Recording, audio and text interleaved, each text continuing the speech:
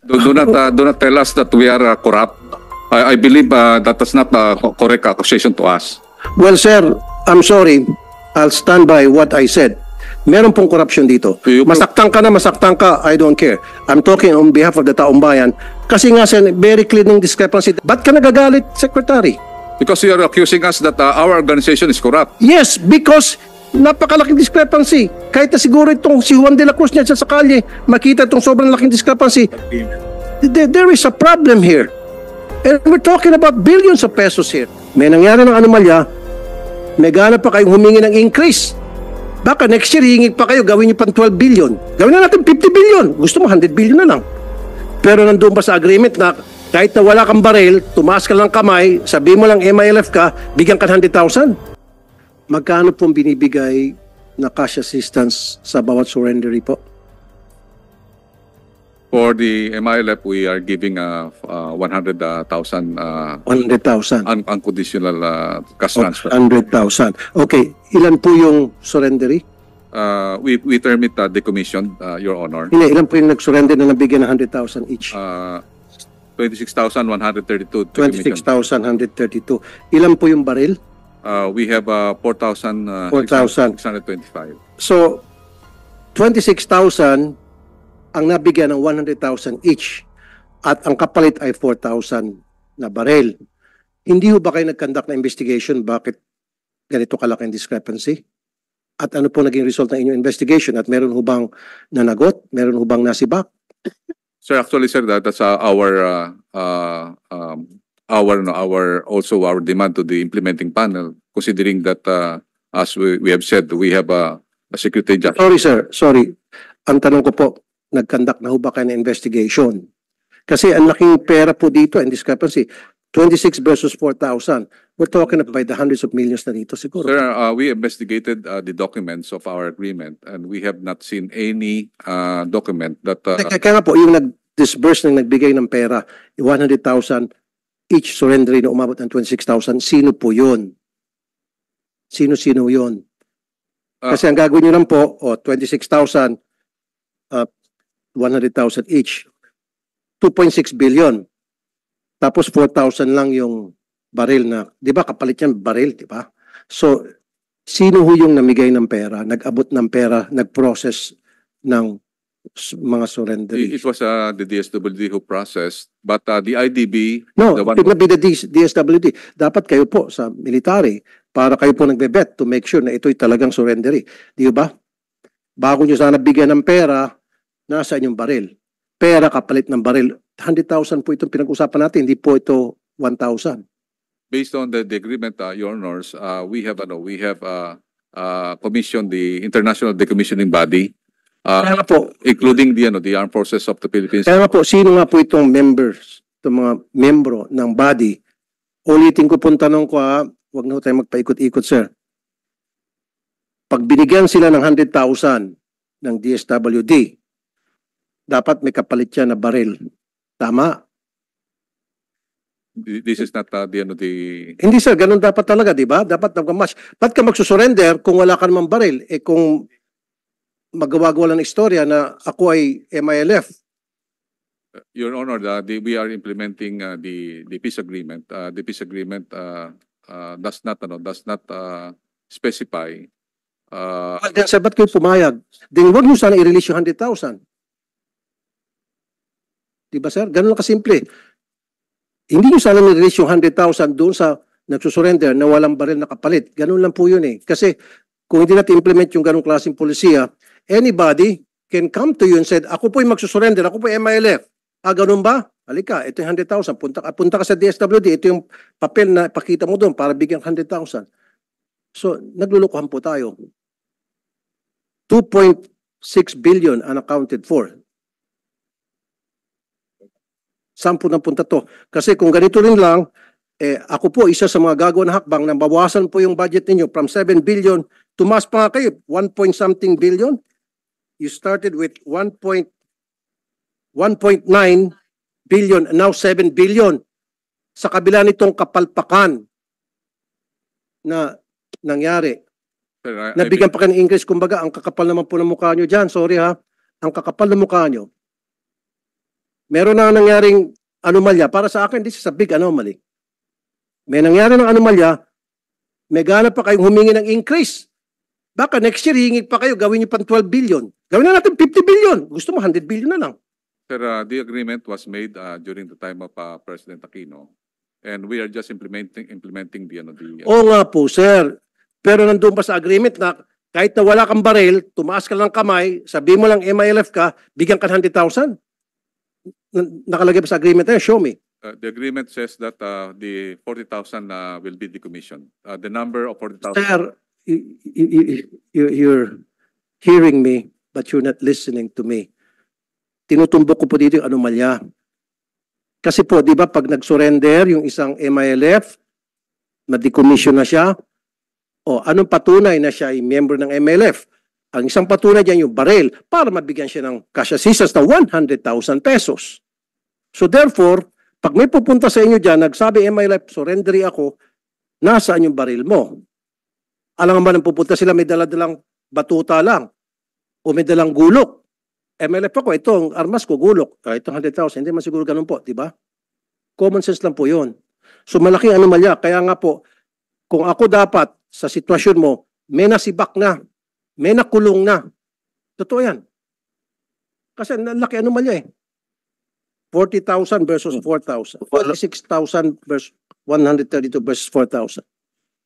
Follow-up question lang in line with the question of Senator Tulfo. Kanino niya ba binibigay 100,000? Sa surrender ba mismo o sa organization? Combatant, the IDB fully identified and verified the identity. In fact, they can. Mismo sa Yes. surrendery? Yes, sir. Yes, Your Honor. Kasi meron mga aligasyon na merong mga hindi umaabot na total na 100,000. May mga cut pa raw. Sir, At hindi talaga buo na 100,000 ang tinatanggap ng mga surrenderies. based on the decommissioning process, most of them will have the biometrics, Your Honor. Pinapipirma niyo ba na Yes, yes, sir. nakatanggap ng 100,000? They have the biometrics ID. So it is fully identified by the IDB because the IDB is the one commissioned by the both panels. Yeah. And it is being given to the individuals, Your Honor. Kasi nakakatakot niyan. Pagka sa organisasyon yung binigay 100,000 kada surrendery, baka naman lalo silang pinupondohan pa ng gobyerno yung kanilang recruitment plan. Mr. Chair, okay, pwede magsingit. Ito lang po ang gusto kong mangyari. Gusto ko, kung merong susunod na hearing, yung result ng gagawin yung investigasyon ngayon, sino-sinong involved sa korupsyon. May korupsyon dito, whether you like it or not. Meron po, ang laking discrepancy. Mag-imbestiga po kayo, dapat may managot. Ang laking pera po dito, ang nawala sa gobyerno. Your Honor, Dahil kung hindi po, sa susunod na Senate hearing, patatapyasan ko kayo ng budget. Your Honor, You can count on me on that. I could say that, proudly say that there is no corruption in this decommissioning. We are just following the agreement. Sir, Do not tell us that we are corrupt. I'm not saying you're corrupt. What I'm saying here is, meron pong mga tao dyan sa loob ng inyong organization. I'm not saying you are corrupt. I'm saying there are people there that are not doing their job or maybe they're involved in corruption. Because if they're not involved, common sense lang po ito, Secretary Galvez. Pag nagsabi ka ikaw ay combatant, di ba combatant meaning meron kang baril. So kung meron kang baril, isusurrender mo yung kapalit ng 100,000. Your Honor, the categories of the firearms is not only individual firearms. We have also cruiser weapons. That cruiser weapons, meron po yung mga 5 o 6 po yung tao na. Then sana magmamatch pa rin. Isama mo na yung machine gun, isama mo yung cruiser weapon, kung ano pa mga weapon, kasama na dapat din. But I definitely take offense, Senator, that you are already telling us that there is a corruption. I believe that is not a correct accusation to us. Well, sir, I'm sorry. I'll stand by what I said. Meron pong corruption dito. Masaktan ka, I don't care. I'm talking on behalf of the taong bayan. Kasi nga, sir, very clear ng discrepancy dahil kung hindi po talaga, kung wala po talagang korupsyon dito, sana nagmamatch tong numbers. Hindi po nagmamatch At saka isa pa, dapat nag-imbestiga na kayo dati pa. Pinaliwanag nyo sa amin. yung discrepancy. Ano nangyari? Yun lang po yun eh. Your Honors, Kasi we're talking of hundreds of thousands, may mga allegation pa nga, hindi nga natanggap daw yung pera. Your Honor, we are there. We are validating all the Then prove to us na walang korupsyon. Then sabihin nyo sa amin bakit ganito kalaking discrepancy. Pag napaliwanag mo ng maayos, then babawiin kung sinabi ko rito. Your Honor. Mag-apologize pa ako sa'yo. Pero unless hindi mo ba ipaliwanag, then I'll stand by what I said, may corruption. Your Honor, the commissioning body is an international body that really facilitated the decommissioning. International bodies facilitating, pero sino nag-release ng pera? Tayo, Pilipino. DSWD nag-release ng Yes, pera. but Through to the recommendation of the body, kung ano may body sinasabi nyo. actually the body will not say that the individual is already validated, considering that international body is those are experts from I know, sir, but the only, you're in the military, right? Define combatant. Define combatant. combatant can be the actual Yes. individuals Yes. holding the firearms. Holding firearms. So, ibig sabihin, meron siyang firearms. Yes. So, your definition, galing sa'yo, your definition of combatant is someone holding a firearm. Yes. So, where is that firearm Sir, na combatant na sumurrender na binigyan 100,000? Dapat magmamatch yan. Galing na mismo sa'yo, combatant is the one holding the firearm. you have, Where are the firearms? sir, ito nga natin sa ano. Hindi, last na sir, ano.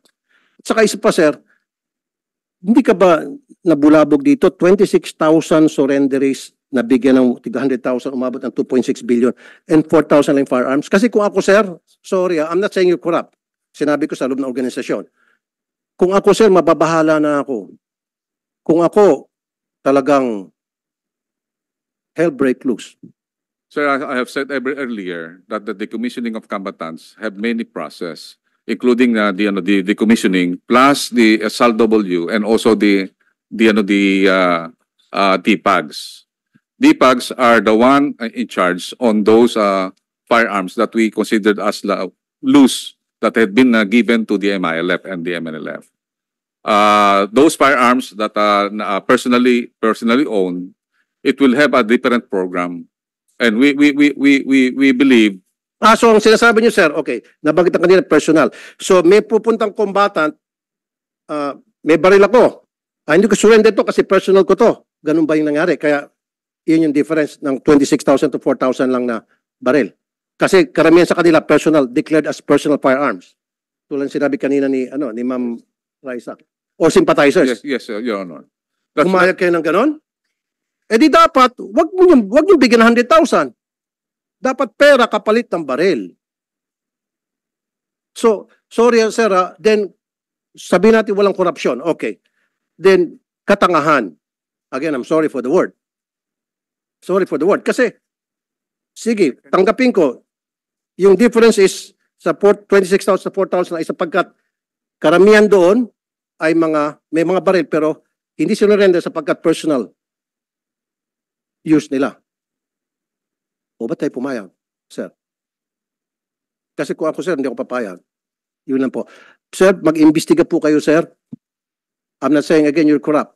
There is corruption here. Mag-imbestiga po kayo, sir. And dapat, head should roll dito. Meron talagang kalokohan dito. Hindi mo admit yun, sir, pero I'll stand by what I said. Maliban na lang, sir, kung ikaw ay nag-imbestiga at napakita mo sa amin, klarong-klaro na kung bakit ganitong discrepancy, then babawiin kung sinabi ko. Pero kapag hindi niyo po napakita na ipaliwanag na maayos, I'll stand by what I'm saying here na there is corruption. And sa susunod po na hearing, pababawasan ko po yung budget ninyo. Pataas ng pataas 1.9 billion, naging 7 billion. Heck. Tapos baka next year, magiging 10 billion na. Wag naman po. I don't have anything against you, Secretary Galvez. I don't even know you. Yung sa akin, trabaho lang. May nakita akong kalokohan dito, pinupunan ko po. Wag ho kayo magalit. But magalit na kayo na magalit, I don't give a heck.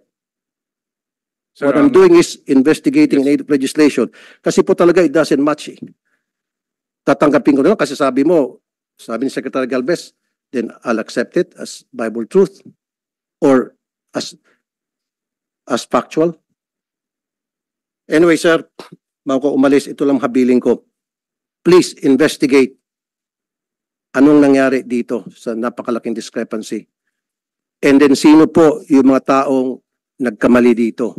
Yung mga taong nagbigay ng pera o yung nag-process at nagbigay ng papel sa DSWD para mabigyan siya ng 100,000 each.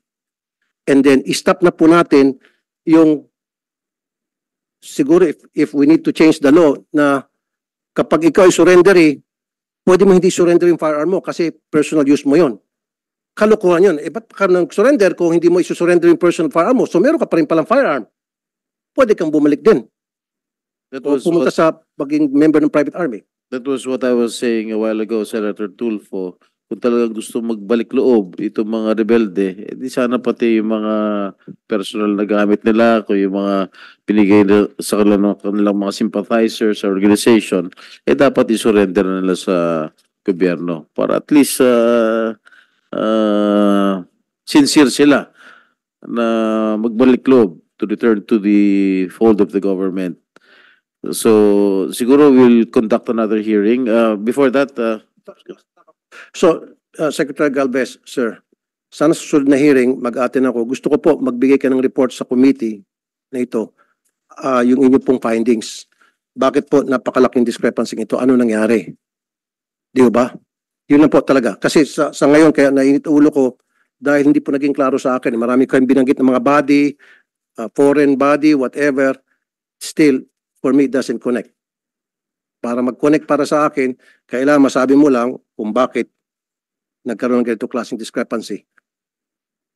Pwede mo nang gamitin yung dahilan na lahat po yan dahil pinayagan namin na mag-surrender pero yung kanilang baril, huwag i-surrender. Yung nga sabi ni Senator Jinggoy, ba't mo pa i-declare ang surrender kung hindi mo pala i-surrender yung baril mo dahil i-declare mo na personal use? Do you agree, Secretary? Sir? Do you agree with me? I agree with you, sir. But the problem in Mindanao, Your Honors, is really the mindset of the people. There is some sort of sir, actually nakita natin every election, nakita naman natin na meron ding mga private armed groups ang mga local officials. Kaya nga po namin, kaya nga po ang programa namin ginagawa ngayon in order to resolve this discrepancy is to involve the local government units, basically the governors, which we have seen a good result in Basilan, Your Honor. That Sir, walang kinalaman dito mga governors. Ang may problema dito, yung mga nag-process ng mga surrenderies, ng mga combatants, kung tawagin nyo kanina. Combatants, in your definition, is the one holding Yes. the firearm. yes, Tama? Your Honor, Your So, Honor. anong kinalaman po ni Governor, ni Mayor? Sir, ito po nga natin sa combatant sa MILF as an organization.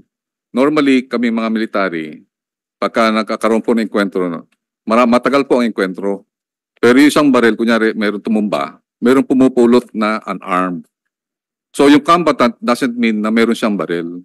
Kasi ang ano po natin, ang configuration, sir ito yun, no? Teka muna. So, pupunta sa gera yung combatant na walang baril. Pag mayroong tinamaan dyan na sundalo o kasama niya, akin na, ako naman. Ganon? Yes, sir. Ano, Yes, sir. pelikula? Actually, sir, I yun, no? don't think so. Sir, actually, sir, yan ang tinatawag namin pintakasi. We call it, sir, yung sa, I've been in Mindanao for long time.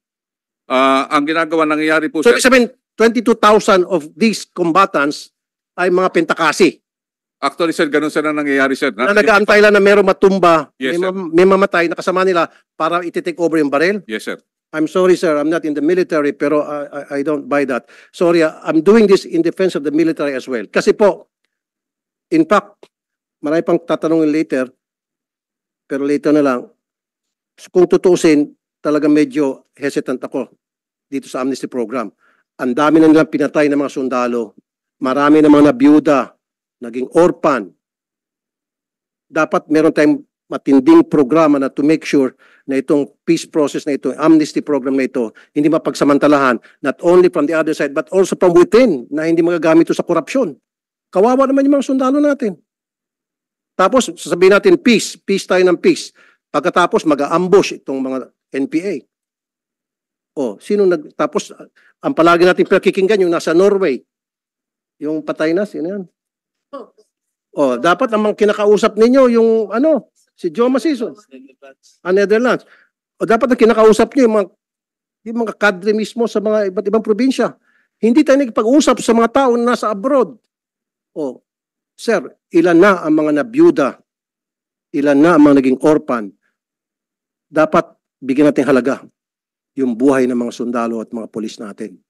Huwag natin basta-basta na lang, sige, peace tayo, peace amnesty para, sorry again para pagkakitaan. And again, I'm not saying it's you. Huwag ko kayo maging masyadong defensive because I'm not referring to you. I'm referring to the body, to the organization na nagpo-process nitong pagsusurrender na para sa akin, paninindigan ko, pinagkakitaan. Hindi ko kayo naawa sa mga sundalo, hindi kayo naawa sa mga polis. Sir, I beg to disagree na pinagkakitaan po sa rin decommissioning because I myself really implementing this. I would like to really to... Then show me proof. Kasi pag I will show nakita ka sa proof, akin ng proof, then babawiin ko. I will show proof, sir. Sa susunod na hearing. Yes, I will show proof that we are not corrupt. Okay. Then show me proof that you're not corrupt. Again, I'm not saying you are corrupt. I'm saying merong corruption. Kung sino yan, that's your job to find out. Ba't ka nagagalit, Secretary? Because you are accusing us that our organization is corrupt. Yes, because napakalaking discrepancy. Kahit na siguro itong si Juan de la Cruz niya sa kalye, makita itong sobrang laking discrepancy. There is a problem here. And we're talking about billions of pesos here. Kung pinag-usapan na po dito ay 200,000, 2 million, pwede, I'll let it go. Pero if we're talking about by the billions, come on, sir. There's something wrong. I'm not saying that you're corrupt. I don't know, ba't ka nagagalit? Talaga merong corruption dito. I'll stand by what I said. There is corruption. Unless may prove nyo sa akin, then come back sa next hearing, prove to me na walang corruption, then ako mismo magsasabi wala palang corruption. Okay, we will just... And I would even apologize. Pero kapag hindi niyo po napatunayan sa amin, naging klaro sa amin, may account itong 2.6 billion, then I'll say, corruption is corruption. Period. Thank you.